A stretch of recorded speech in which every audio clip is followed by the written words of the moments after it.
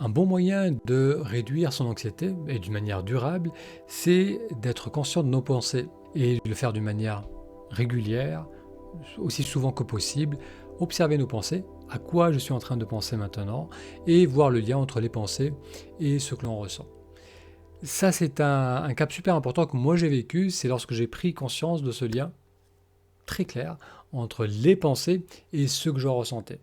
Lorsque j'étais jeune, enfant, adolescent, jeune adulte, j'étais ce qu'on pouvait considérer comme étant de nature anxieuse. Et dès qu'il y avait quelque chose qui me perturbait, dès qu'il y avait quelque chose qui n'allait pas, ou une nouveauté, ou des choses inconfortables à faire, comme une prise de parole en public par exemple, dès qu'il y avait ça, j'avais le système digestif qui souffrait, donc j'avais tendance à somatiser au niveau de mon système digestif, et j'avais aussi tendance à beaucoup ruminer, donc à être beaucoup dans mes pensées. Et puis, à travers le parcours de vie, à travers les différents apprentissages, les différentes expériences, j'ai pris conscience et j'ai expérimenté encore et encore à quel point les pensées affectaient notre état d'être, à quel point c'était les pensées, ce sont les pensées principalement qui vont générer de l'anxiété, qui vont générer toutes les émotions qu'on ressent. Et lorsqu'on prend conscience de ça, lorsque j'ai pris conscience de cela, cela m'a aidé à choisir d'arrêter certaines pensées, parce que je faisais très clairement le lien entre ces pensées et un mal-être. Ça m'a aussi donné la possibilité de remplacer certaines pensées par des pensées plus bénéfiques, plus inspirantes. Et c'est quelque chose qui peut s'apprendre, c'est quelque chose qui doit s'apprendre parce qu'on est tellement euh, perdu dans notre monde intérieur, on est tellement dans les pensées la plupart du temps qu'on n'a pas cette distance et qu'on ne réalise pas que ce sont les pensées qui génèrent les émotions. Une autre résistance qu'on peut avoir par rapport à cette idée, à ce concept, c'est que on a tendance à confondre les pensées avec nos circonstances. On prend nos pensées pour la réalité. Alors, je te donne un exemple. Une personne est venue me dire qu'elle n'était pas bien à son travail, qu'elle n'était pas respectée, qu'il y avait de la misogynie, qu'elle n'a jamais été vraiment respectée dans la plupart des activités professionnelles qu'elle avait, parce qu'elle était timide, parce qu'elle était menue. Tout ça parce que elle avait reçu un email de la part de la direction qui avait mentionné plusieurs personnes, mais qui n'avait pas mentionné son nom, alors qu'elle avait travaillé sur le même projet. Donc dans ce cas, la circonstance, la réalité, c'est un email avec plusieurs noms, mais pas le nom de cette personne. Et la pensée qu'elle avait par rapport à cet email, l'interprétation qu'elle a eue par rapport à cet email, c'est qu'elle n'était pas respectée, qu'on ne la respectait pas dans le travail. Donc là, il y a deux choses très différentes. Il y a une réalité qui est neutre, et ensuite il y a la couleur qu'on lui donne à travers les pensées. Et bien dans bien des cas, on a l'impression que les pensées, c'est la réalité. Donc cette personne, elle était persuadée qu'elle n'était pas respectée au travail, que son patron ne l'aimait pas, ne la considérait pas. Et ces mêmes pensées généraient un sentiment de stress, un sentiment de colère, un sentiment de frustration. Prendre conscience de cela, c'est le premier pas pour arrêter d'alimenter notre mal-être et réaliser qu'il y a, oui, il y a cette circonstance, peut-être qu'il y a un sens derrière ce qui s'est passé, mais tout de suite aller nourrir, attiser le feu de l'indignation, de la colère, de l'injustice et avoir toutes ces émotions qui nous font du mal, c'est peut-être pas la bonne solution. Donc moi, lorsque j'ai pris conscience de ce lien entre pensée et émotion, on va dire que ça s'est passé presque en 3 étapes. La première étape, c'est que je l'ai vécu encore et encore d'une manière de plus en plus nette et j'ai pu voir à quel point certaines pensées généraient certaines émotions. Je me rappelle d'un jour, j'étais dans un parc, j'étais en train d'écrire et à un moment, je pense à un sujet euh, lié au passé et ça commence à réveiller des émotions en moi, pas très agréables, à réveiller un mal-être en moi. Ensuite, il s'est passé quelque chose qui a complètement distrait mon attention. Donc, j'ai détourné mon attention de mes pensées pendant quelques instants. Et une fois revenu à mon carnet, je me suis dit, mais à quoi j'étais en train de penser? J'avais encore le souvenir du mal-être que j'ai ressenti il y a quelques instants, juste quelques instants auparavant. Et ce mal-être avait complètement disparu. Je me sentais bien, tout allait bien, je respirais normalement, j'étais détendu, tout allait bien. Et je me suis dit, mais à quoi je pensais? Donc j'ai creusé, et pop, je me suis souvenu de, de cette ligne de pensée qu'il y avait. Et à nouveau, en repensant à cela, les mêmes émotions sont arrivées. J'ai arrêté de penser à ça, et à nouveau, je me suis senti détendu. Donc je me suis dit, c'est quand même fou à quel point c'est presque un bouton qu'on tourne lorsque je pense à certaines choses au niveau du travail, à une personne au niveau de la famille, ou relationnel. Donc lorsqu'on pense à certaines choses, c'est comme si on tournait un bouton en soi qui allait activer l'anxiété. Et dès qu'on arrête de penser à ces choses-là, l'anxiété diminue puis disparaît. Donc lorsque j'ai pris conscience de cela, c'est la première étape, vraiment le ressentir et le voir encore et encore, je me suis dit, la prochaine fois que j'ai ces pensées qui ne sont pas bénéfiques et qui génèrent de l'anxiété, je vais les arrêter. Et donc ça, par exemple, c'est si je suis dans le lit avant de me coucher et tout d'un coup je pense à un rendez-vous dans 2 jours qui m'inquiète un peu, mais sur lequel je peux absolument rien faire maintenant dans mon lit avant de me coucher, j'ai développé la capacité de ne pas plonger dans ce sujet et ressasser encore et encore. J'ai développé la capacité de se dire, hop, stop, je ne pense pas à ça, je le mets dans le tiroir. Lorsque j'aurai le temps d'y réfléchir ou de me préparer à ce rendez-vous, j'ouvrirai le tiroir et j'y réfléchirai à nouveau. Donc ça, c'est la deuxième étape, c'est lorsqu'on a conscience que certaines pensées vont générer de l'anxiété, on va décider de les arrêter. Et ensuite, la troisième étape, c'est de prendre conscience aussi qu'il y a certaines pensées qui sont beaucoup plus inspirantes, qui sont beaucoup plus bénéfiques, qui sont énergiques, qui vont donner de l'énergie. Lorsqu'on a cette prise de conscience, on va pouvoir proactivement penser à des choses qui nous inspirent, qui nous motivent. Donc, première étape, c'est prendre conscience que les pensées génèrent les émotions et l'anxiété.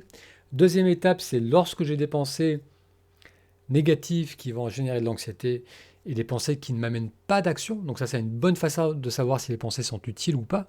Parce que bien sûr, par moment, c'est bien de se poser, de réfléchir et de se projeter et de se préparer.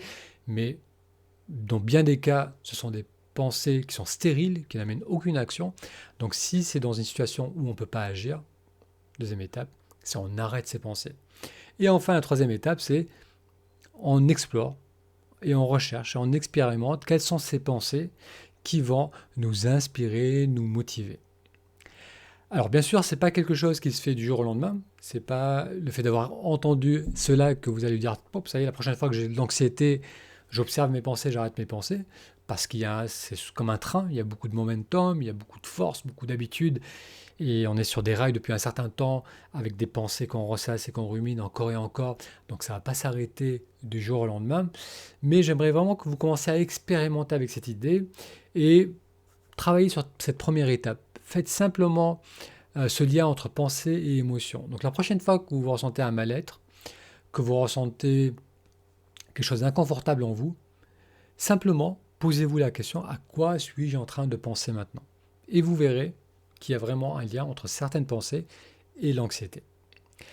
Pour ceux qui ne me connaissent pas, je m'appelle Moutassem Amour, j'accompagne les personnes qui ont une fatigue mentale qui est bien souvent due à de l'anxiété, je les accompagne à l'aide de la méditation et du coaching. Pour en savoir plus sur l'accompagnement que je propose, il vous suffit d'aller sur le lien taméditation.com.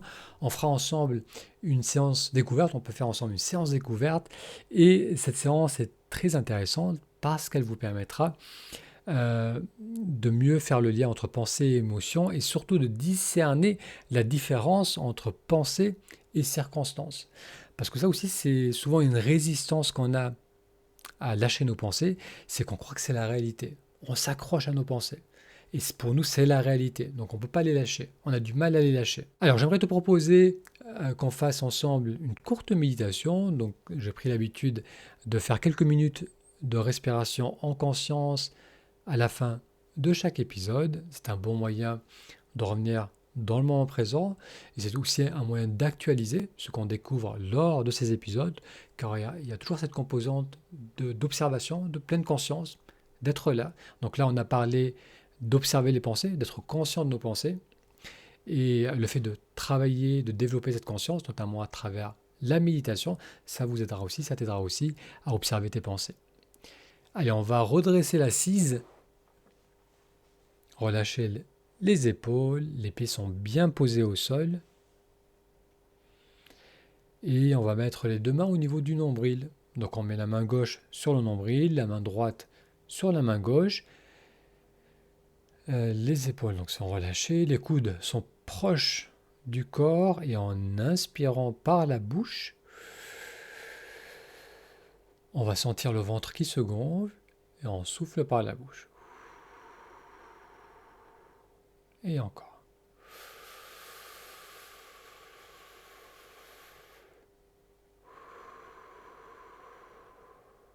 Allez, on continue. Donc, en inspirant par la bouche, le ventre se gonfle. On sent la pression contre les mains. Et en expirant, on peut sentir le retour des mains.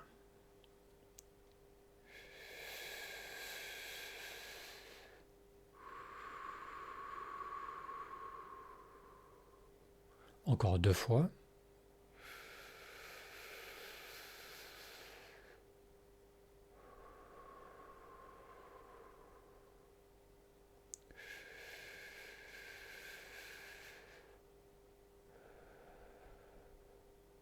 Très bien, on relâche les mains.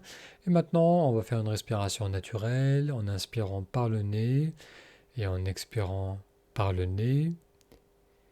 Et on n'a pas besoin de changer ou d'approfondir la respiration.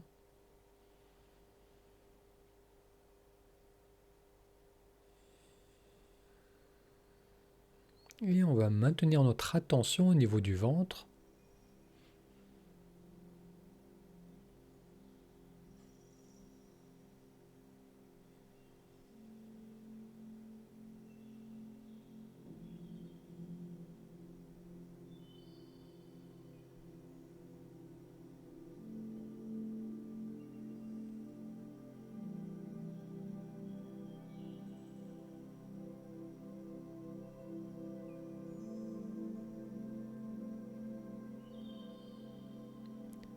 On permet à la respiration de devenir plus tranquille, tout en continuant à ressentir l'expansion du ventre lors de l'inspire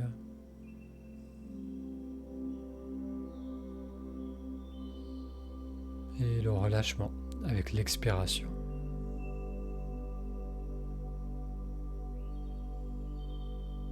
Allez, je te propose de fermer les yeux et de faire ça encore pendant 10 respirations.